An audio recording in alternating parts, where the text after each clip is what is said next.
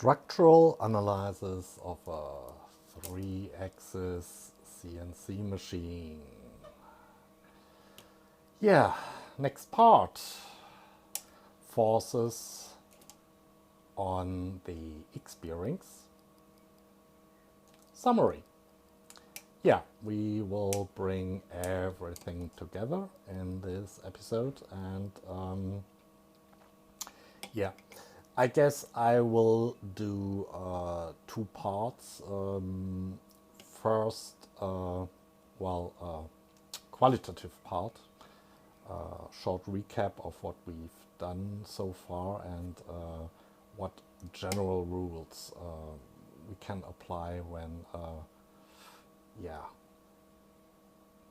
determining what dimensions our CNC machine in general should have. And in the second part, I will bring everything together in a big Excel sheet, and yeah, we can play around with that. But without further ado, let's start. Let's put the little guy away.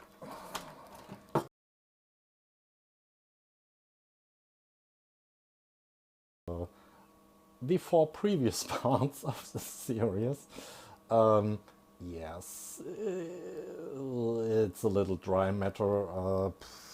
I admit it. I try to keep the math to a minimum, but to really understand what's going on here, you might at least skip through the four first parts. Yeah, links below in the description, as always. So,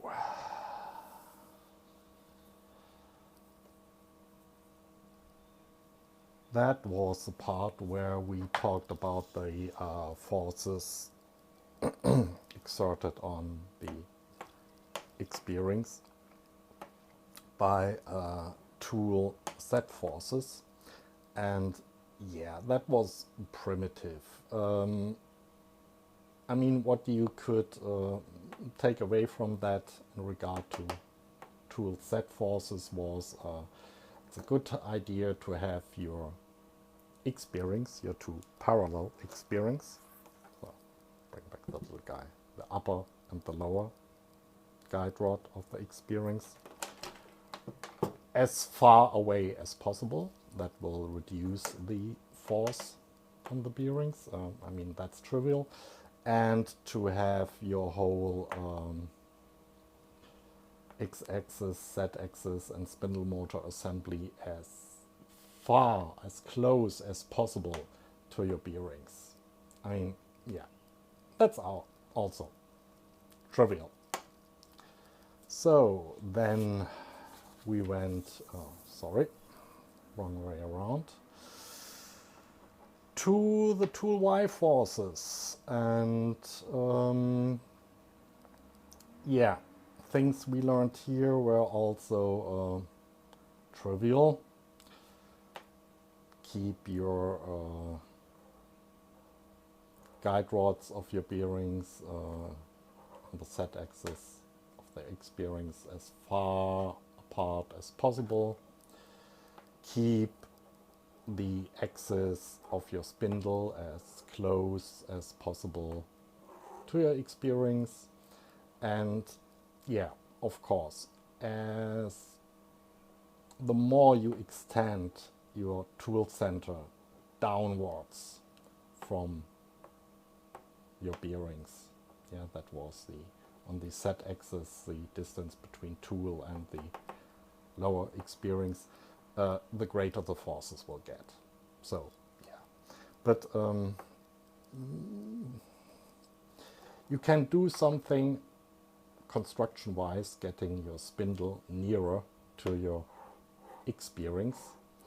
You can do something construction-wise, getting your X bearings further away from each other. But, I mean, there are limits to that. And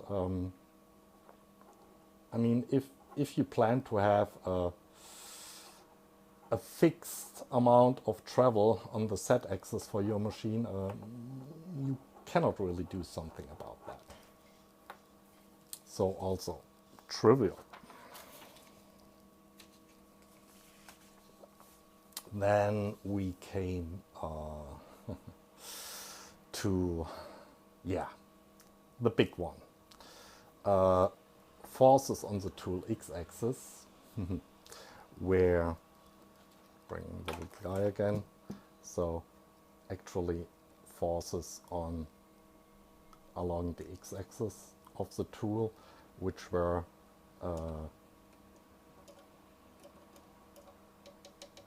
exerted by our X lead nut. Yeah, and our X lead screw. And that was quite complicated. Okay, the trivial things first. The further your tool extends down from your lower bearing, the greater the forces will be. The further out your tool extends on the y-axis from the bearings, the higher the forces will be. That was all trivial. What was a little bit more interesting is the fact that if your lead screw, respectively your lead nut for the x-axis, extends out behind your whole X-bearing assembly, that will put additional load on your bearings.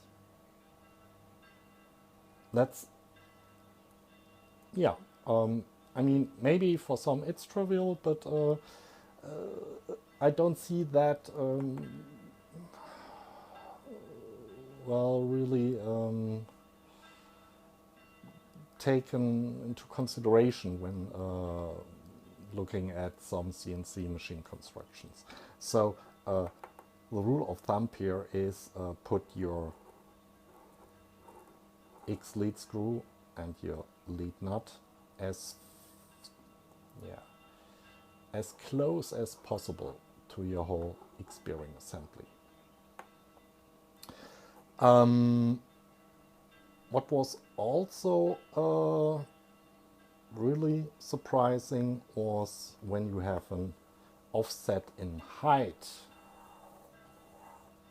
of your lead screw between your upper and lower X-bearings, that the further down you can put your lead screw, the better.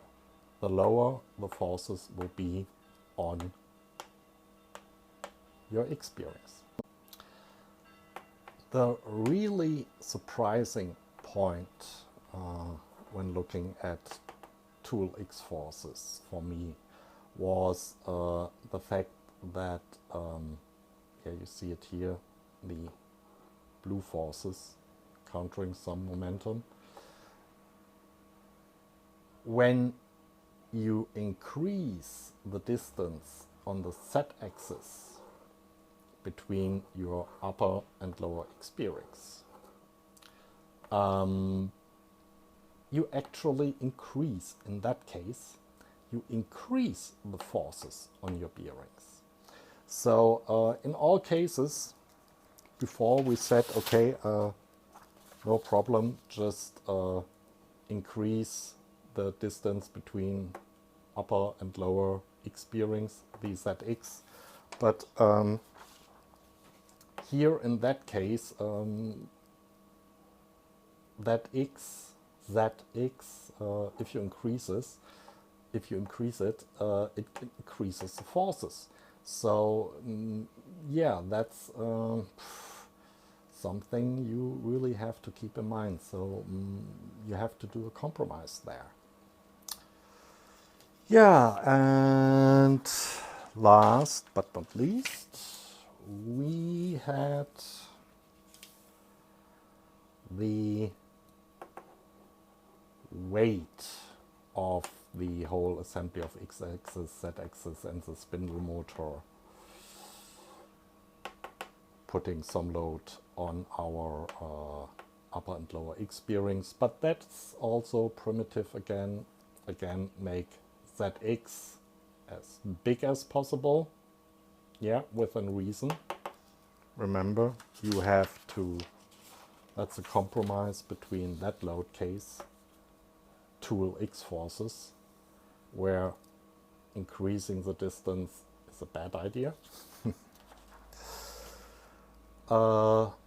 And keep the center of gravity as close to your X bearings as possible.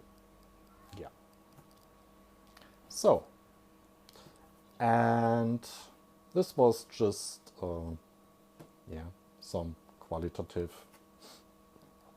things I learned doing all that stuff, and most of it trivial, some of it a little bit surprising. And now we will bring all the formulas we've done together in a big Excel sheet and have a look at the results. Let's start with some printouts from the Excel. We will play on the notebook with the Excel later on a little bit. But basically it's divided in 4 sections. First we have our parameters, that is our dimensions, yeah, of our CNC machine regarding the x-axis. And here in this example I've taken exactly the same machine dimensions we also used in our examples. We have the forces, yeah, for weight, tool X, tool Y, tool Z. Yeah, again I've taken the number from our examples which we used, always used in our drawings. Then in the second section, bear with me, behind these cells are the formulas we worked out, and yeah, that's for the upper bearings and for the lower bearings. We had some differences, and yeah, the whole shebang will then be goes down in this table where I simply determine which forces are applied in which direction. Yeah, for example, the force exerted by the weight of the machine itself is 1, always exerted. The forces for the tool, tool X, tool Y, tool Z, in this line they are exerted in the negative direction.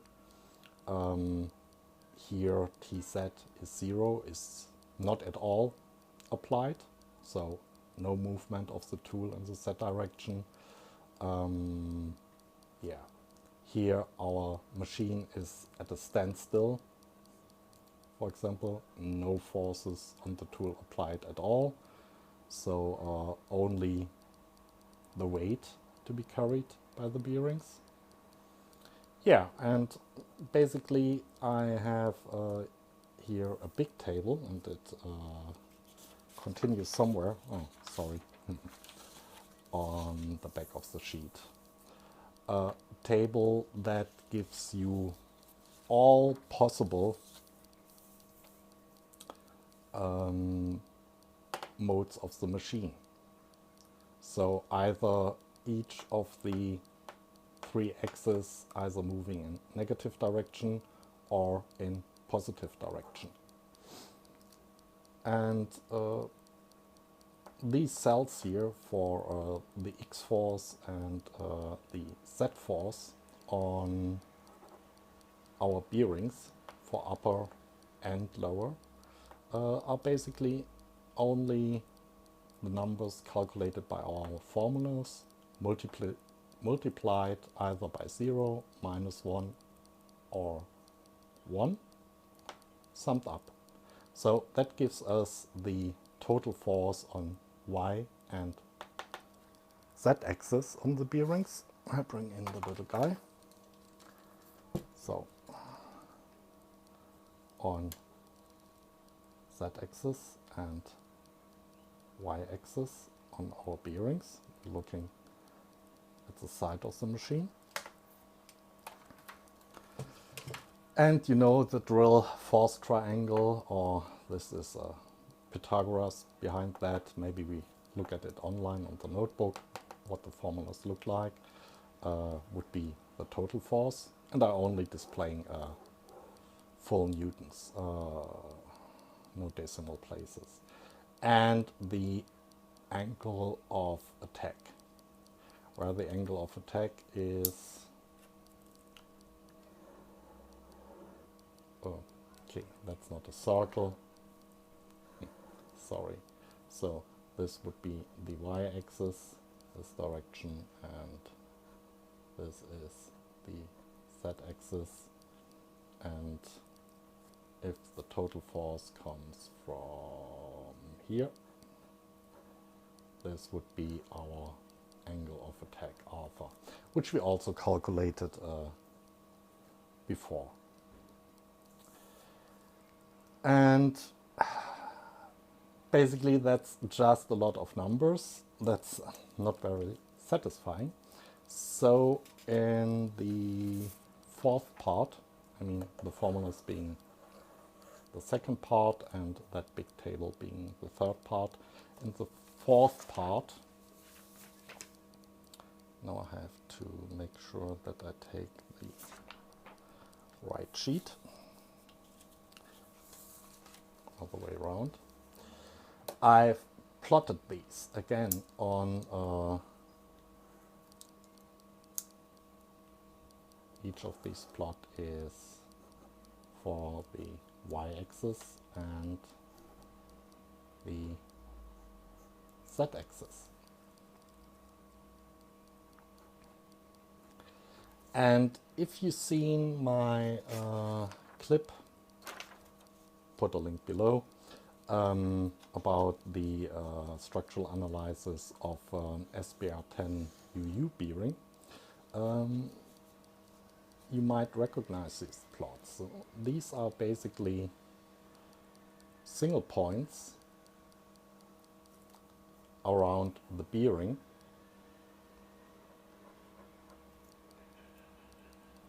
Yeah, okay, here 0 degree is on the top. On that drawing here, 0 degree is 0 degree down here. So this is 90 degree. This is minus 90 degree. And this is whatever you want it to be, 180 degree or minus 180 degree. You have all these points here. In that case, they were all for the bearing on a rectangle around it. And each of that points gives you the maximum load the bearing can take from a specific direction. As I said, have a look at the clip. And these are exactly the same plots. They don't look as nice because I've made them with Excel and I couldn't figure out for my life how to do a nice plot in Excel. Sorry. But if we take one point here, then we have the force exerted by the bearing in the z-axis and on the y-axis. So if we go back to our table, exactly these two numbers for y and for that z. And if the force is exerting these forces, yeah, force triangle again, then the force exerted on the bearing goes in that direction. Yeah, you remember force triangle with an angle of attack of alpha, which are these two numbers in each row. And if we look at the upper axis, we see that we have a load profile depending on the different states of our machine, which is yeah, quite asymmetric, at least for the upper bearing. Something like that. So yeah, and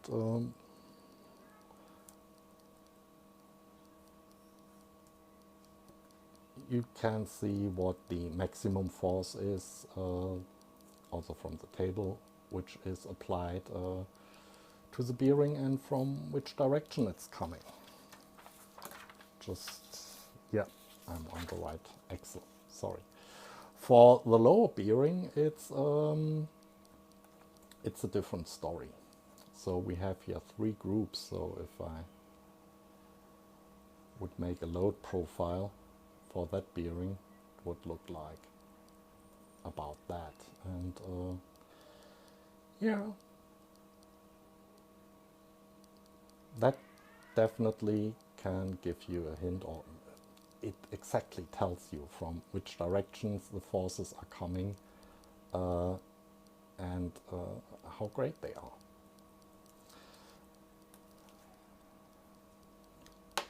And the reason I was doing that,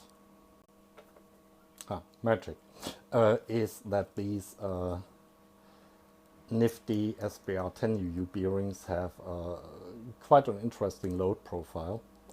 Yeah, I've shown you the drawings. Basically, they can only take load in a 90-degree area, nothing from the back. Again, have a look at my clip about these little thingies, and that load profile is also yeah, 10, 20 degrees off. Has something to do where the balls of the bearings are placed. So to fit that load profile, I would have to put the bearing yeah, like that into my machine, or like that. I mean, you can get these things out and flip them around. Same for the top.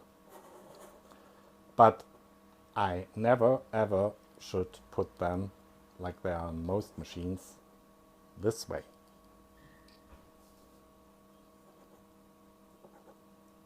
That would be bad.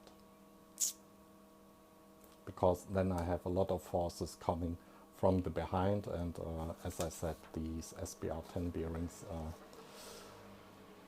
they can't take forces from behind. Not if you look at a single bearing. Anyway. Yeah. I've also, let's put that away, took the dimensions and the forces from, yeah, you remember the machine I planned to build. Maybe some changes are now in order, because you can see the SBR bearings here are exactly positioned in a way that will not work. Yeah, so I put the measurements of my planned measurements of my machine into the Excel sheet, and yeah, the dimensions.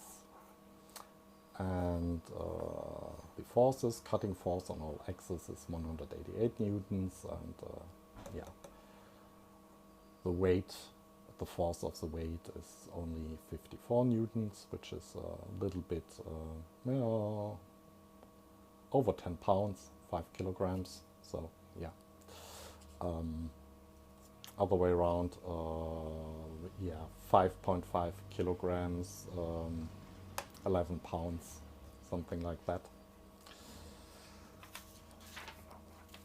And I got this table out of it, and you can see these are enormous numbers. Yeah, especially for the lower bearing, in the thousands of newtons. Yeah, no way. I think these little guys can take not even 400 newtons of dynamic load. Not even. So, yeah, no way that will work. We can have a look at the plot too.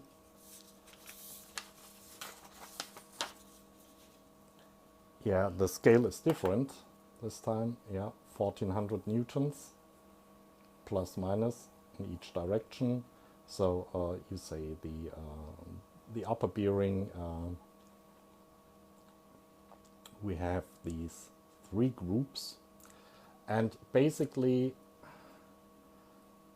this is X force minus and X force plus. And we have the same here. Yeah, these groups, that tremendous load profile on our bearing. Again, this is exerting X force minus, X is 0, and X is plus. Yeah, so no way my machine work without destroying bearings. At least not with these dimensions and these cutting forces. So, and now comes the real benefit of having that Excel sheet. And let me get the notebook and maybe set up the iPad a little bit different. So here we have the Excel sheet live, and yeah, let's try to scroll down.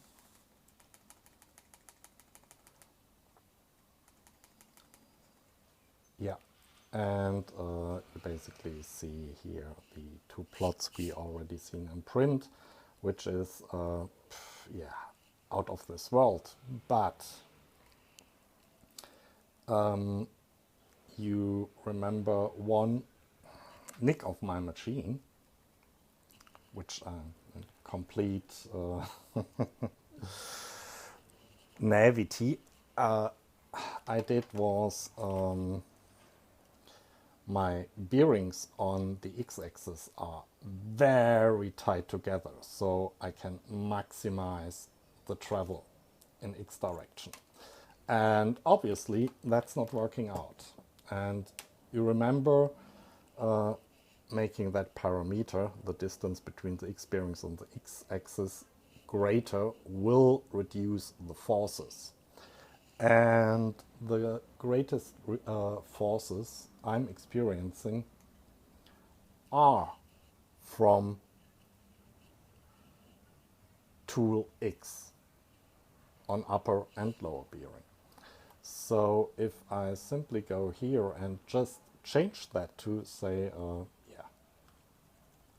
no, that's a little bit much, 100 millimeter, things change dramatically. Look at that.